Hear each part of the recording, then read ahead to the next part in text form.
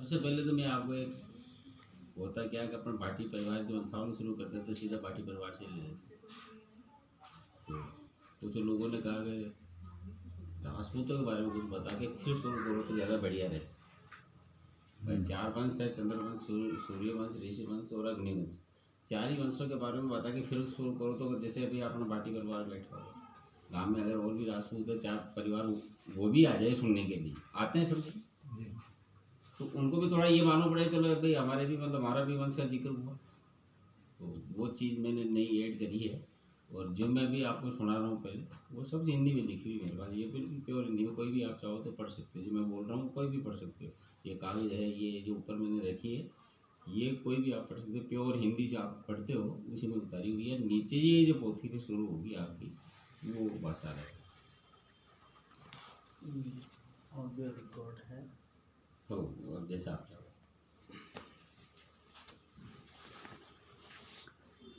एक रदन कर बदन सदन सुख के दुख नाशक, इस तने गणेश प्रकाशक, रीति सिद्धि लेते देते हर कुन्मत के जागे, जो सुमरे मन लाए विघ्नता जिनके भागत।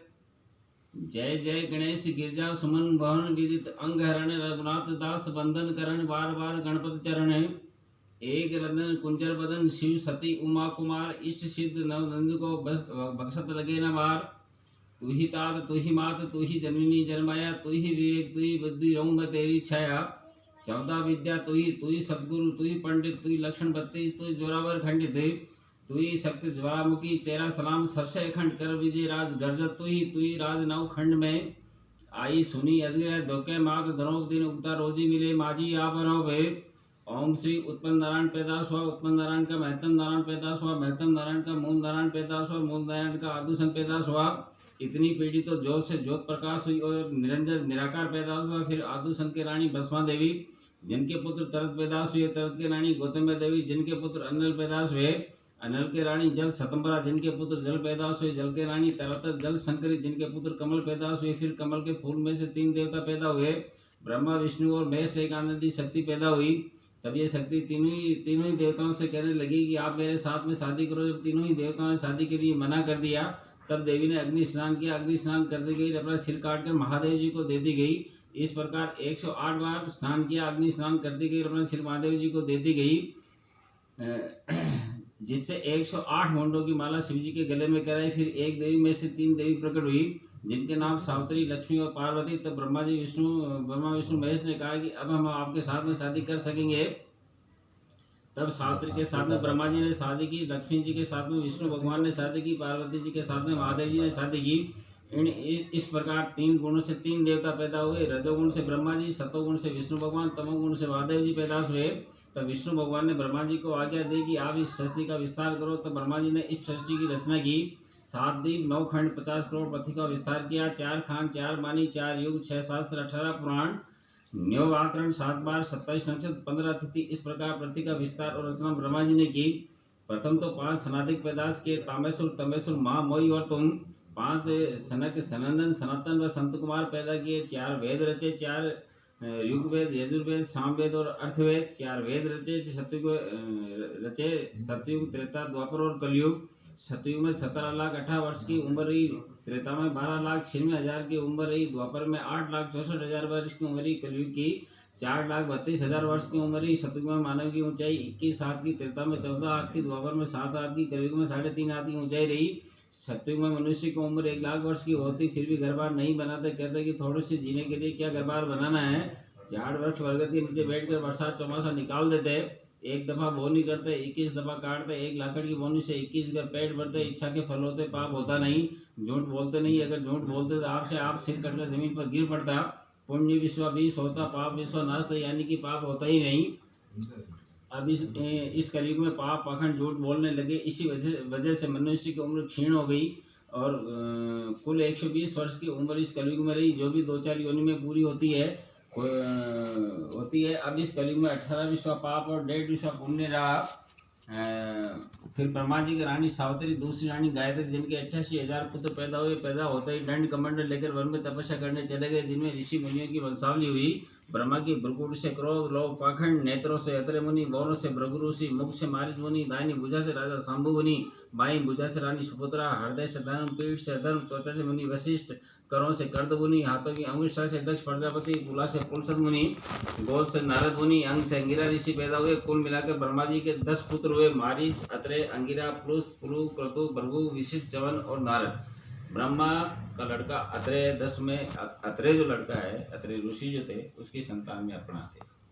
इसलिए भाटी और जादवों की कहीं के भी भाटी हो, कैसा भी भाटी हो, सभी भाटियों की जो गोत्र है वो आतृष गोत्र है, अत्रे ऋषि की संतान है। और ये आप गोत्र 2-3 जगह काम आती है। एक तो आती है विवाह करते हैं, शादी करते हैं, जब ब्राह्मण पूछता है कि आपका गोत्र का उच्चारण करो, आप हवन कराओगे कोई भी, उस हवन के अंदर ब्राह्मण कहेगा कि आपकी गोत्र का उच्चारण करो। और एक तीसरा के सब 100 साल पूरे हो जाते हैं और वहाँ ले जाते हैं क्रिया करवाने के लिए, तो वहाँ भी वो पंडित, चाहे आप हरिद्वार पधारो चाहे उज्जैन जाओ, तो वो भी ये पूछता है कि अपनी गोत्र का उच्चारण करो। तो गोत्र जो चीज़ है वो आतृष गोत्र है, तो सभी पार्टियों की एक है। ये कई चीज़ें ऐसी है जो जात पार्टियों की एक ही है, जैसे देवी एक है, वेरू एक है, ये गोत्र एक है, शाखा एक है, ढोल एक है, नगारा एक है, तलवार एक है, हाथी एक है। तो ऐसी कई चीज़ें जो मैं एक साथ आप कहोगे एक पन्ने में लिख दूंगा, जो आप फोटो कॉपी करके पाठ लें। तो आतृष गोत्र है सबसे पहले तो ये।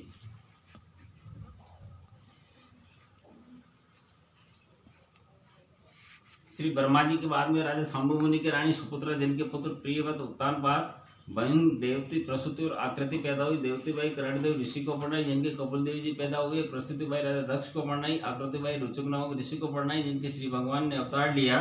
ब्रह्मा जी ने 7 पुरी बसाई, नासिका से काशीपुरी, कंठों से मथुरापुरी, हृदय से मायापुरी, नाभि से द्वारकापुरी, कमर से कांतापुरी, चरण बंधु से उज्जैनपुरी। ब्रह्मा जी के बाद में है अंगिरा ऋषि के रानी श्रद्धा, जिनके पुत्र बृहस्पति। अक्षत भाई जो 8 वर्षों में से प्रवास उसी को पढ़नाई, जिनके विषयकर्मा हुए, जिनमें कारीगर खाती, सुलावट, सुतार, लोहार, इन लोगों की वंशावली हुई। ब्रह्मा जी के बाद में पुलसद मुनि के रानी हवा, कंठ मुनि की पुत्री, जिनके अगस्सी और विशेष सर्वा हुए।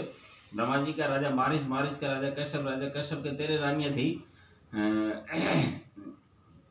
ये जो 13 नारियों के नाम है, जो श्रीमद् भागवत के अंदर स्कंद अध्याय नंबर 6 में से है, जिनके नाम है अदिति, दिति, धनु, काष्ठा, अरिष्टा, सुरसा, इला, मुनि, कोदरवा, ताम्रा, सर्वा, तिमी, 2 रानियां विशेष सर्वा, दानव की पुत्रियां पौलमा और कालका। इस प्रकार राजा कश्यप की रानियों से काफी तादाद में पृथ्वी का सृष्टि का विस्तार हुआ। राजा कश्यप की रानियों से सूर्य, चंद्रमा, गज, बाज, नर, नाग, दैत्य, दानव, किन्नर इत्यादि राजा कश्यप की रानियों से पैदा हुए। राजा कश्यप के बाद में सूर्य नारायण के इसी वंश में राजा दशरथ के 4 पुत्र पैदा हुए, राम, लक्ष्मण, भरत और शत्रुघ्न। राम के लव और कुश, लक्ष्मण के अंगद और चित्रकूट, भरत के पुष्कर और तस्कल, शत्रुघ्न के शत्रुकेतु और साहिब। इसी प्रकार इन्हीं 8 पुत्रों से 10 प्रकार के सूर्यवंशी क्षत्रिय पैदा हुए, जिनके नाम है गहलोत, बड़गुजर, गौड़, रेकड़वाल, राठौर, सिकरवाल और सिसोदिया। 12 प्रकार के ऋषिवंशी क्षत्रिय पैदा हुए, जिनके नाम है दिक्कत, सेंगर, दकरे, गौतम, कर्पूरिया, कलहंस, दिक्कत, दाइमा, मेदवा, जेसवा, तारकर और तरकट। 10 प्रकार के चंद्रवंशी, जिनके नाम भाटी, जातम, चावड़ा, तमर, टांग, चंदल, सोमवंशी, पोलिसे, बनाफर और जंगर है। 4 प्रकार के अग्निवंशी, जिनके नाम है पड़ियार, परमार, सोलंकी और चौहान। 10 रवि के 10 स्कंद के 12 ऋषि प्रमाण। 4 वेदी से उपजे 36 कुली बखान। इस प्रकार आदि में 36 कुल होने से क्षत्रिय नाम पड़ा। राजा सूरज के बाद में मनु के बाद में बसवत के बाद में राजा पृथु हुआ। राजा पृथु ने पृथ्वी बसाई, पृथ्वी की गणितकार की, बीघा, बिस्वा, मेड़, मर्यादा, तोल, मोल राजा पृथु ने बांधी। राजा पृथु ने पृथ्वी के 7 फेरे खाए, यानी कि 3.5 परिक्रमा दिए, जिनके रथ के चक्र से 7 समुद्र बने। कुछ समय के बाद में राजा पृथु की देवलोक की तैयारी हुई। जब भगवान के दूत राजा पृथु को धरती पर लेने के लिए आए, तब राजा पृथु ने अपनी स्त्री पृथ्वी से कहा कि रानी मेरे साथ चलो। तब पृथ्वी ने कहा कि ना तो मैं किसी के साथ आई हूँ, ना मैं किसी के साथ जाऊंगी। तब राजा क्रोधित हो गया, खड़क लेकर पृथ्वी के 9 टुकड़े किए। उसी दिन से 9 खंड पृथ्वी कहलाई। राजा पृथु के बाद में राजा रघु की काफी पीढ़ियों के बाद में राजा सकड़ हुआ, जिनके 60,000 पुत्र पैदा हुए, जो कपिल मुनि जी के श्राप से जलकर भस्म हो गए। एक पंचाजीवन शेष श्राप, फिर पंचाजीवन का अग्निवंश का खटालदास का राजा भागीरथ हुआ, जो मृत्यु लोक में गंगा जी लेकर आए और अपने 60,000 पुरखों का उद्धार किया। भागीरथ के भाव गिरवर से आई गंगा, कटिया पाप करोड़ तू गंगा भागीरथी। भागीरथ का रविदत्त, रविदत्त का हस्बैंड, हस्बैंड का दुर्बा, दुर्बा का राजा अज, अज का दशरथ, बेटी रेणुका, मेनका और चंद्रका। रेणुका भाई जामंत्री ऋषि को पढ़ना है जिनके परशुराम जी ने अवतार लिया, क्षत्रियों को मार कर नक्षत्रिय किया, हृदय वंश की 1000 भुजाएं काटी। और मेनका भाई हरियाणाने के राजा सहस्त्रबाहु को पढ़नाई, चंद्र का भाई उद्दल ऋषि को पढ़नाई। जब सहस्त्रबाहु के और परशुराम जी के आपस में दुश्मनी होगी तब सहस्त्रबाहु की सहस्त्र भुजा काट कर हृदय वंश को 21 दफा क्षत्रियों को मारकर नक्षत्रिय किया और ब्राह्मणों को राजपाट बांट दिया। उस समय में कई राजपूत परशुराम जी के डर से दूसरी जाति छोड़ के दूसरी जाति में मिल गए। उस समय में काफी तादाद में नई नई जातियां बनी। जब श्री ब्रह्मा जी महाराज आबू पर्वत पर तपस्या कर रहे थे उस समय में राक्षस लोग उनकी तपस्या भंग कर देते थे।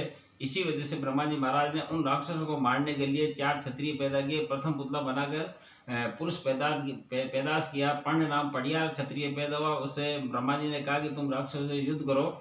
तब वह क्षत्रिय देखकर बोला कि आपने मुझे पैदा ही ऐसा किया है कि बिना हाथ पैर के मैं कैसे युद्ध करूं। तो ब्रह्मा जी ने सोचा कि क्षत्रिय पैदा किया पर पर्णहीन पैदा किया। जब क्रोध में आकर दूसरा पुत्र बनाकर हवन कुंड में डाला तो पल नाम परवार क्षत्रिय पैदा हुआ जो ब्रह्मा जी को ही मारने के लिए दौड़ा।